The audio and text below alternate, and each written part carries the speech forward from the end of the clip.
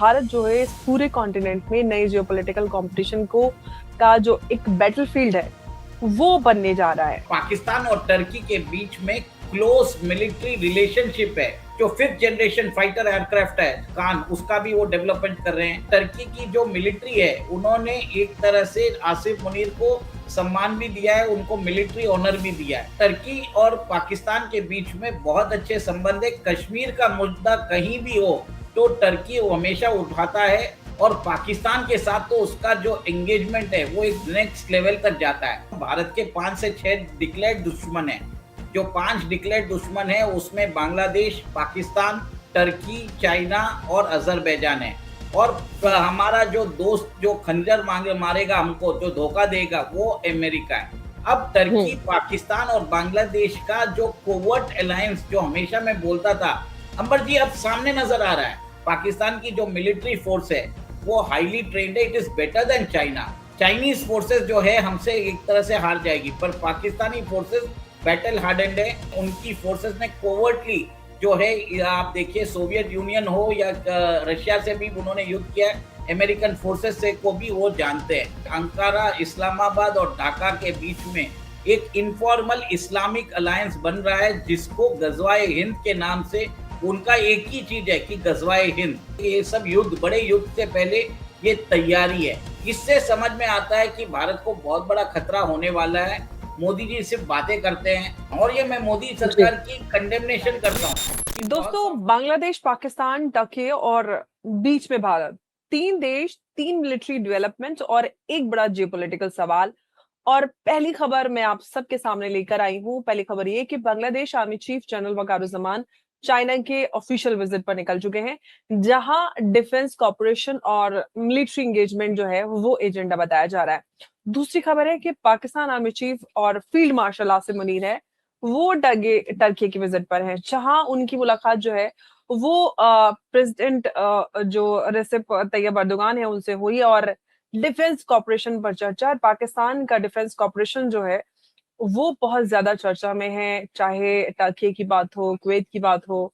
बहुत अग्रेसिवली जो अपना डिफेंस डिप्लोमेसी है वो अग्रेसिवली पुश कर रहा है। और तीसरी खबर, एक रीजनल मीडिया रिपोर्ट के मुताबिक भारत की अगर हम बात करें तो बांग्लादेश में जो आर्मी चीफ हैं और जो पॉलिटिकल लीडरशिप है उनके बीच हाई लेवल जो कंसल्टेशन को भारत एक स्ट्रेटेजिक कंसर्न के कॉन्टेक्स्ट में देखा जा रहा है। इस क्लेम की जो इंडिपेंडेंट ऑफिशियल कंफर्मेशन है वो अभी उपलब्ध नहीं है। आप दोस्तों, हम इन तीनों खबरों को अलग अलग नहीं देखेंगे, इनको हम थोड़ा जोड़ेंगे और इन्हें मैप पर रखेंगे कि वेस्ट एशिया में टर्की, बीच में पाकिस्तान और ईस्ट में बांग्लादेश और इन तीनों के बीच में भारत।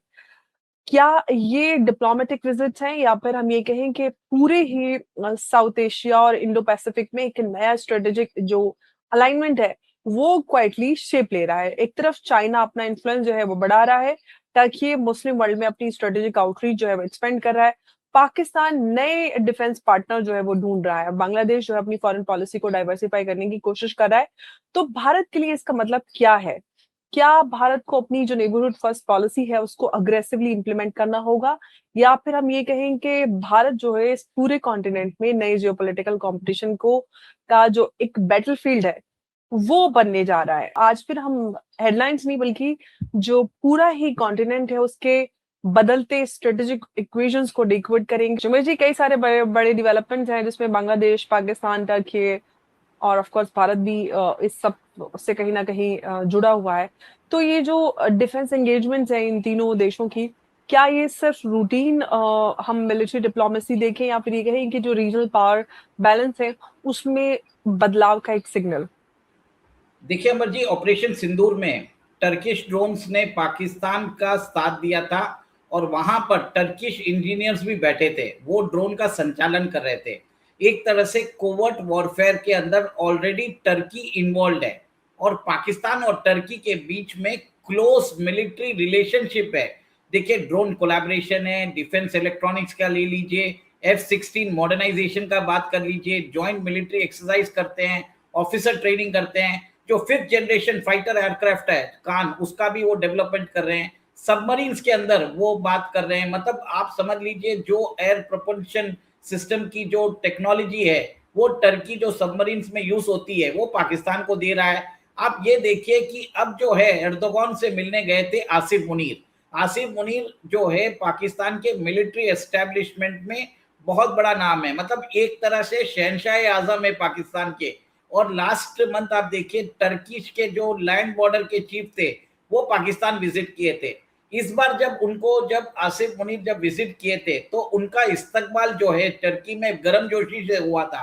वाइस प्रेसिडेंट हो, चीफ डिफेंस मिनिस्टर हो, वहां के जो इंटेलिजेंस चीफ है वो सब उनको मिलने आए थे। और टर्की ने एक तरह से इनको सम्मान भी दिया है।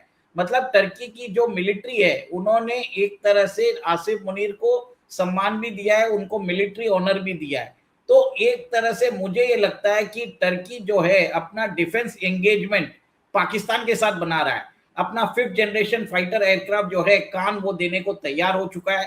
और देखिए अमेरिका से उसको F-35 प्लेन भी मिलने वाले हैं और 5th जनरेशन फाइटर एयरक्राफ्ट के लिए अनइंटरप्टेड सप्लाई ऑफ इंजन्स भी मिलेगा और टेक्नोलॉजिकल ट्रांसफर भी होगा जो वो टर्की वो अपने कान के सिस्टम में करेगा। देखिए जो F-35 का जो F-35 के जेट्स भी मिल रहे हैं उनको टेक्नोलॉजी भी मिल रही है ताकि वो अपना domestic 5th generation fighter jet programme वो चालू कर सके।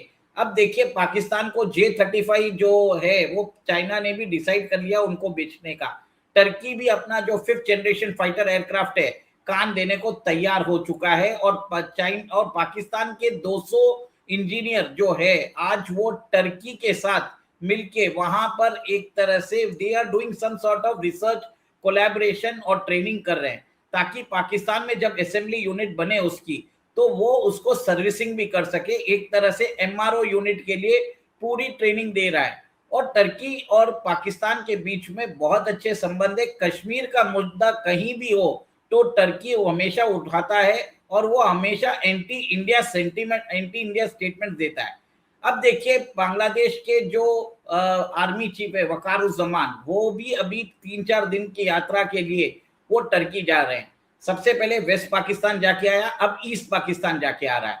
अब देखिए बांग्लादेश और टर्की के बीच में बहुत अच्छे सिस्टम है और आप उनके जो बांग्लादेश के जो आर्टिलरी सिस्टम्स है वो टर्की ने दिए हैं, उनके जो मिसाइल सिस्टम्स है वो टर्की ने दिए हैं। अंबर जी सबसे बड़ी बात है कि दोनों जने ने अभी एक डिसाइड किया है कि वो एक तरह से एम्यूनिशन जो बनाते हैं एम्यूनिशंस की फैक्ट्री लगाने वाले हैं। आर्मर्ड व्हीकल्स की टेक्नोलॉजी दे रहा है और डिफेंस मैन्युफैक्चरिंग कॉर्पोरेशन और मिलिट्री टेक्नोलॉजिकल ट्रांसफर के लिए वो जा रहे हैं। सबसे बड़ी बात है कि वकारुज्जमान उधर मिलिट्री टाइज जो दोनों के अंदर जो डिफेंस टाइज है वो बढ़ाने जा रहे हैं। मिलिट्री इंडस्ट्रियल कॉर्पोरेशन मतलब टर्की वहां से अपनी टेक्नोलॉजी देगा, बांग्लादेश के अंदर सारी वो जो टेक्नोलॉजी है जितने भी सिस्टम्स हैं जितने भी एम्यूनिशंस हैं वो वहां पर मिलेंगे। ट्रेनिंग देंगे, टर्की जो है ट्रेनिंग देने वाला है बांग्लादेश के जनरल्स को। इससे बताया जा रहा है कि बांग्लादेश जो है वो अपनी डोमेस्टिक जो डिफेंस प्रोग्राम है वो टर्की के असिस्टेंस में करना चाहता है। अंबर जी मैं आपको एक चीज बता दूं कि शेख हसीना जो है जब वो भारत आई थी 2023 या 24 में तब उन्होंने भारत के साथ डिफेंस कोऑपरेशन को बढ़ाने की बात की थी। अब भारत जो है वो एक तरह से चाइना को और टर्की को काउंटर कर रहा था बांग्लादेश के अंदर। अब जब शेख हसीना उधर से हट चुकी है आप देखें कि कैसे जो तारिक उर रहमान है उन्होंने अपना फर्स्ट विजिट भी है वो चाइना किया है और अब वो टर्की भेज रहे हैं। इसका मतलब ये है कि Turkey is getting involve greatly in West Pakistan and East Pakistan. दोनों जगह वो अपने जो अपना प्रभाव है वो बढ़ाता जा रहा है। देखिए टर्की जो है वेरी इंपॉर्टेंट मेंबर है इस्लामिक वर्ल्ड का। इस्लामिक वर्ल्ड के अंदर 4 नेशंस है जो ग्लोबल उम्मा के चीफ बनना चाहते हैं। एक तो सऊदी अरेबिया करंट जो हेड है वो सऊदी अरेबिया है पर उसको चैलेंज कर रहा है ईरान, कतर और टर्की। टर्की एक तरह से मेजर आर्म्स एक्सपोर्टर भी है, उसका जो इन्फ्लुएंस है मुस्लिम वर्ल्ड में बहुत ज्यादा है और पाकिस्तान के साथ तो उसका जो एंगेजमेंट है वो एक नेक्स्ट लेवल तक जाता है और वो अपना जो इन्फ्लुएंस है देखिए जो वहां सऊदी जो है वो वहाबी किस्म का इस्लाम वो एक्सपोर्ट करता है। टर्की चाहता है वो अपना एक अलग वर्जन जो है उसको एक्सपोर्ट करे। तो ये एक तरह से इन्फ्लुएंस बनाना चाहता है। टर्की ये जो इस्लामिक वर्ल्ड की लीडरशिप की तो अलग ही अपने आप भिड़ंत है इस पूरे उसमें। सऊदी अपने आप को समझता है और राइटली सऊदी को हम बोल भी सकते हैं, लेकिन टर्की अपने आप को बनाना चाहता है। लेकिन इस सब में पाकिस्तान भी अपने आप को इस्लामिक वर्ल्ड का लीडर समझता है। लेकिन इस सब के बीच में उमेश जी, चाइना की अगर हम बात करते हैं तो इस पूरे रीजन में क्या चाइना जो है अपना स्ट्रेटेजिक फुटप्रिंट जो है वो बांग्लादेश और पाकिस्तान के जरिए मजबूत कर रहा है क्या? देखिए, भारत के खिलाफ एक स्ट्रॉन्ग एक्सिस बन रहा है। बांग्लादेश, पाकिस्तान और Turkey with the support of China, ये ऑलरेडी चल रहा है और पीछे से इनको अजरबैजान भी सपोर्ट कर रहा है। तो मैं हमेशा आपके शो में बोलता हूं, भारत के 5 से 6 डिक्लेयर्ड दुश्मन हैं। जो 5 डिक्लेयर्ड दुश्मन है उसमें बांग्लादेश, पाकिस्तान, टर्की, चाइना और अजरबैजान है। और हमारा जो दोस्त जो खंजर मारेगा हमको, जो धोखा देगा, वो अमेरिका है। ये ध्यान दे दीजिए। और इसके लिए मैं इसके लिए बोल रहा हूँ कि भारत के लिए बहुत बड़ा प्रॉब्लम भी है। देखिए, वेस्टर्न फ्रंट में आप देखिए, टर्किश ड्रोन्स जो है वो हमें ऑलरेडी परेशान करने वाले हैं। पाकिस्तान को सबमरीन टेक्नोलॉजी, नेवल टेक्नोलॉजी मिल रही है। और आप ये देखिए कि मिसाइल कॉपरेशन की दोनों के बीच में बात हो रहा है। कान का जो 5th जनरेशन फाइटर एयरक्राफ्ट है उसके बारे में बात हो रहा है। और टर्की जो है ईस्टर्न फ्रंट पे बांग्लादेश के अंदर एक तरह से मिलिट्री मॉडर्नाइजेशन कर रहा है। वहां पर आर्म्स एंड एम्यूनिशंस की फैक्ट्री लगा रहा है, वहां पर टेक्नोलॉजिकल ट्रांसफर कर रहा है। सबसे बड़ी बात है कि आप ये देखिए कि वकारुज्जमान जो है वो अभी बांग्लादेश के चीफ है और उस समय वो रिलेटिव भी है एक तरह से शेख हसीना के। और उनसे ये उम्मीद नहीं थी कि वो एंटी इंडिया स्टैंड लेंगे। पर अब जो है देखिए, बिम्स्टेक का एक मीटिंग हुआ था, वहां पर बताया जाता है कि जो बीएनपी के जो सिक्योरिटी एडवाइजर है वो भारत आए थे और उनको एक तरह से हमारे अजीत डोभाल जी ने वार्निंग दे दिया है कि अगर आपका एंगेजमेंट चाइना और टर्की के साथ होगा तो ये भारत के लिए बहुत बड़ा सिक्योरिटी चैलेंज होगा और ये इसको समझा जाएगा एक कन्वेंशनल और हाइब्रिड वॉरफेयर।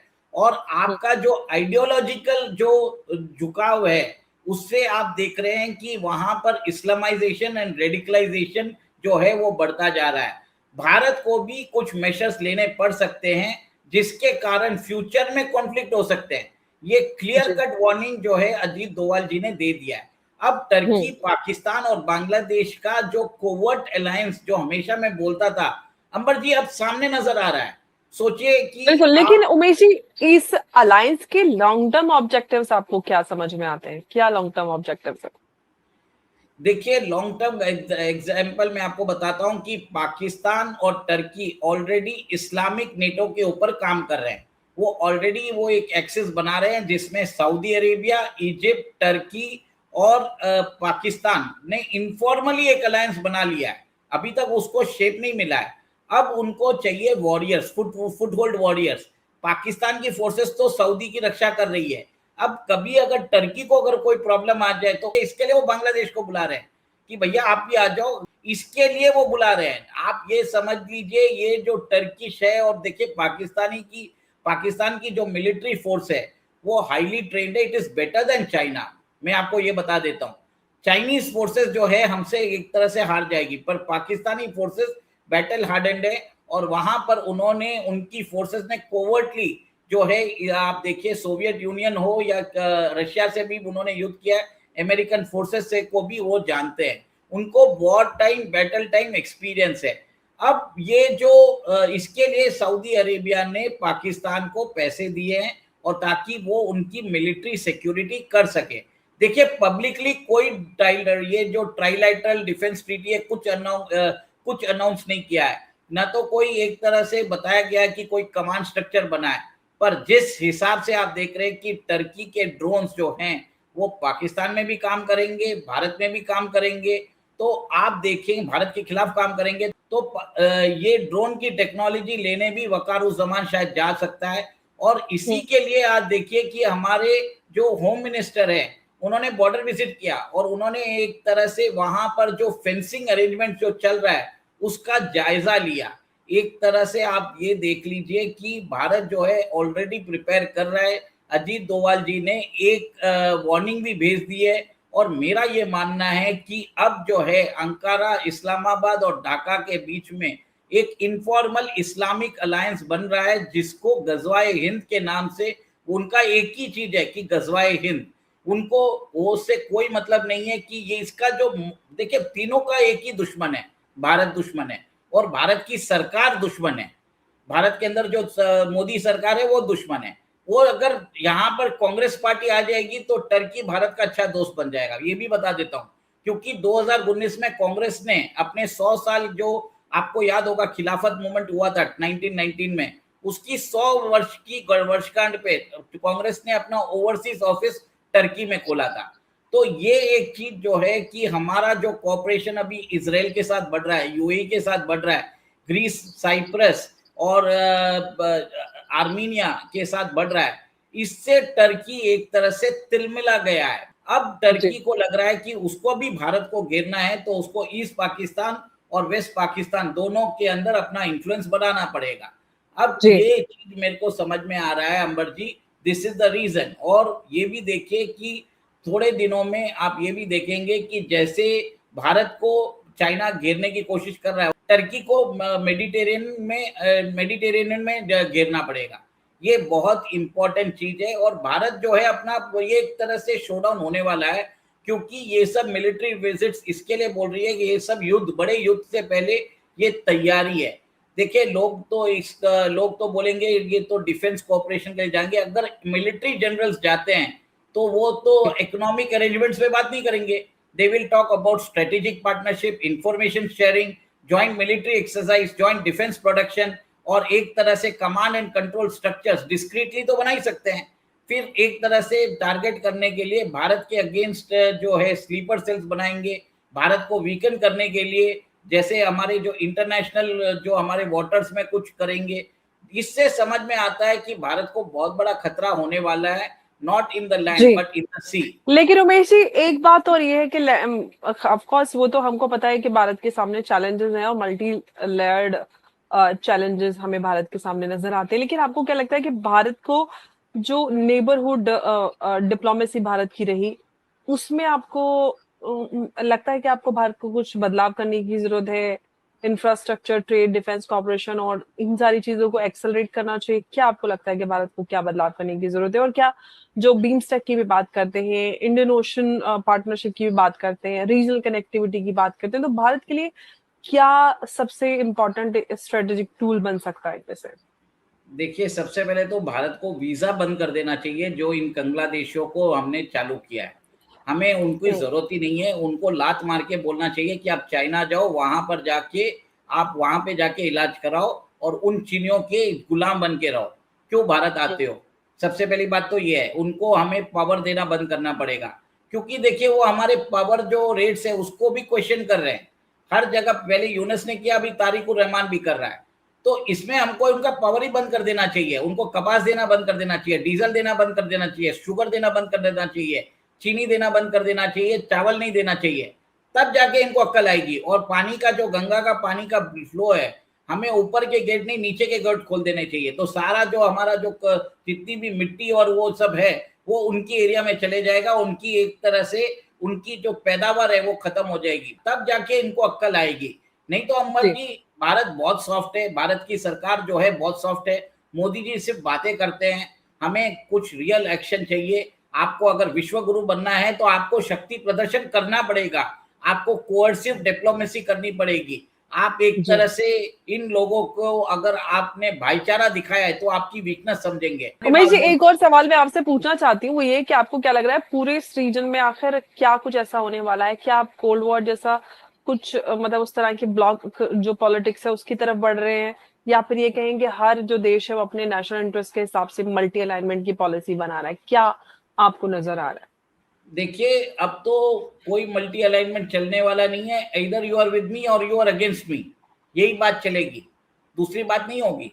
अभी उन्होंने जो तीस्ता पानी का प्रोजेक्ट है वो उनको दे दिया है, चिटागोंग पोर्ट उनको दे दिया है, मोंगला पोर्ट उनको दे दिया है, लाल मोनीरहट जो बेस है, वो जो वर्ल्ड वॉर 2 का बेस है वो ऑपरेशनलाइज कर दिया है। इसका मतलब ये है कि आप मिलिट्री प्रिपेयर्डनेस कर रहे हो। जमात भी वही बोल रहा है। यहाँ पर हम कुछ एक्शन लेते हैं, कलकत्ता के अंदर जो एयरपोर्ट के ऊपर जो मॉस्क हम बंद करते हैं उसका प्रोटेस्ट बांग्लादेश में होता है। आज ऐसी क्या बात हो गई कि जो चीजें हम अपनी टेरिटरी में कर रहे हैं उसमें बांग्लादेश के लोगों को क्यों मिर्ची लग रही है, ढाका में जी ये जमात के लोगों को क्यों मिर्ची लग रही है? सबसे पहले बात ये पूछता हूँ। तो मतलब क्या है, अब भारत के इंटरनल अफेयर्स में आप इंटरफियर कर रहे हो। और ये मैं मोदी जी सरकार की कंडेमनेशन करता हूँ कि बहुत सॉफ्ट है, बातें बहुत ज्यादा करते हो, अब बातें कम करिए, इनको इनके ऊपर एक तरह से इकोनॉमिक सैंक्शंस करिए, ऐसा व्यू रखिए।